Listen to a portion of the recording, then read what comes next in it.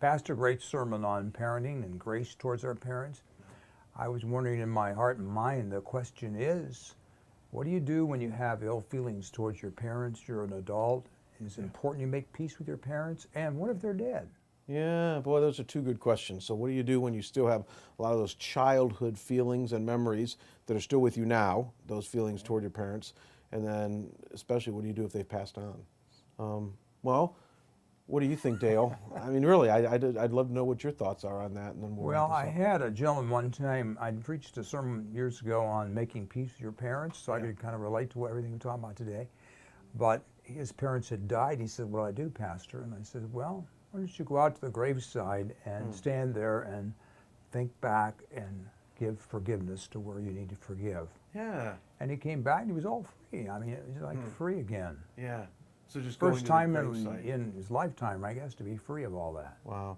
And the theme that you've hit on with that, Dale, is that, it's the idea of just getting it out. I mean, and being able to talk and freely express some of those feelings and thoughts and issues that we have. Most people bottle them up.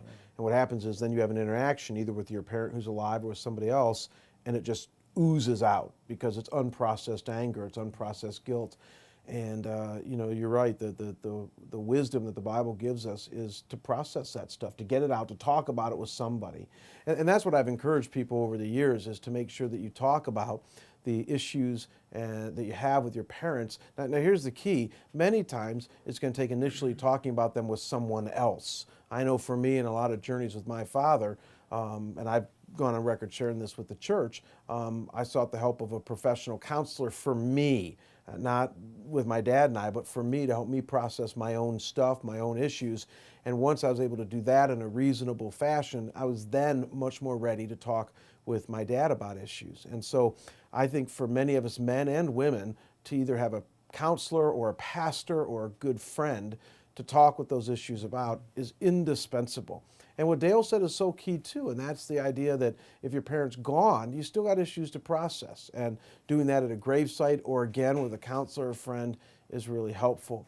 Because here's what's at stake, and that is that the Bible does call us to honor our parents, and the Bible calls us to honor God and honor our own lives.